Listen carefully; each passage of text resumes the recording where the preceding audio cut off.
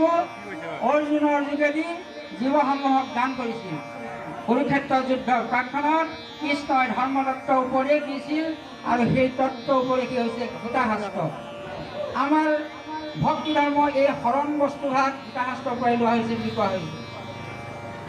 কৃষ্ণই অৰ্জুনৰ আগত প্ৰকাশ কৰা আধ্যাত্মিক তত্ত্বসমূহকে আজিৰ পৰা 573 বছৰ আগতে সেই কৃষ্ণই শ্ৰীমন্তৰ শংকৰদেৱ ৰূপত অৱতাৰ লৈ আমাক ভক্তি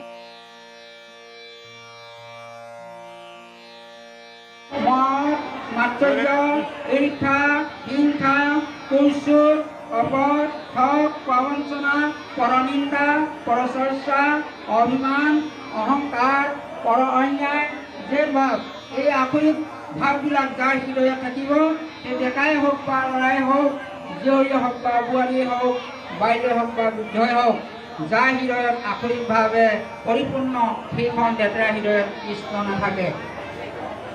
কৃষ্ণ নথকা হৃদয়খনৰ মানুহে ফুলা হাঁহি মাৰিব নোৱাৰে। ফুলা হাঁহি মাৰিব নোৱাৰে মানুহৰ চেহেৰা ভাল নহয় আৰু আয়ুস বঢ়াব নোৱাৰে।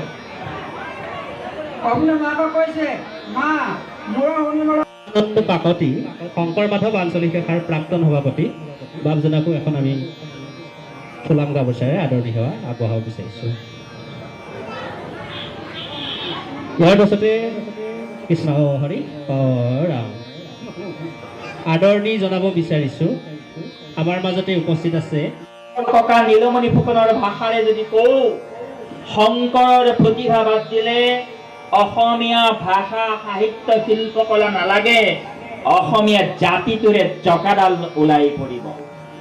এৰা অসমীয়া জাতিটোৰ জকাডালত কৃপাল গুৰু শ্ৰীমন্ত শংকৰদেৱে আজিৰ পৰা 5 শতিকাৰ পূৰ্বেই যি অস্থি মজ্জা মেদ সংৰক্ষণ কৰি থৈ গৈছিল, তাৰ বলতে আপুনি মই মেৰুদণ্ড থিয় কৰি আজিৰ দিনটোত বুঢ়ালৈতৰ পাৰত থিয় হৈ ক'ব পাৰিছোঁ, জয় জগতগুৰু শ্ৰীমন্ত শংকৰদেৱ বুলি।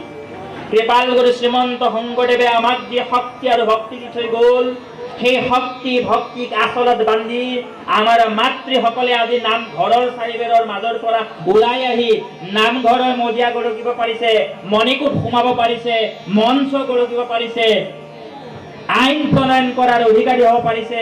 আমাৰ নাৰী জাতিয়ে স্বাধীনতাৰ নতুন সূৰ্যৰ তলত শিৰ দাঙি থিয় হ'ব পাৰিছে। মহাপুৰুষ শ্ৰীমন্ত শংকৰদেৱ গুৰুজনাই সেই তাহানিতেই দি থৈ যোৱা অযুত শকতেক বুকুত বান্ধি আমাৰ দৰে নতুন প্ৰজন্মই শদিয়াৰ পৰা ধুবুৰীলৈ একাকাৰ কৰি কেৱল আপোনালোকৰ দৰে অগ্ৰজসকলৰ আশীৰ্বাদ শিৰত বান্ধি আমি বিনা নিৰ্দ্বিধাই ব্ৰজকণ্ঠৰে আমি ক'ব পাৰিছোঁ, আমি মানুহৰ সেৱক, আমি কৃষ্ণ সংস্কৃতিৰ সেৱক, আমি দুষ্কৃতি বিনাশ কৰি সংস্কৃতিৰ জয়যাত্ৰাক নেতৃত্ব প্ৰদান কৰিবলৈ সদায় সাজু হৈ থকা এদল সেনাবাহিনীৰ সৈন্য। এই আহ্বানক আমি আপোনালোকৰ মজিয়ালৈ পুনৰ আগুৱাই দি আহক অকণমান শংকৰ কথনৰ মাজেৰে আগবাঢ়ি যাওঁ। মহাপুৰুষ শ্ৰীমন্ত শংকৰদেৱ গুৰুজনা যিজনা গুৰুৰ গুণনাম শ্ৰৱণ কীৰ্তনক সাৰথি কৰি লৈ, যিজনা গুৰুৰ অৱতাৰক সাৰথি কৰি লৈ আজিৰ অসম আৰু অসমীয়াই সগৌৰৱেৰে নিজক একত্ৰিত কৰি ৰাখিব পাৰিছে।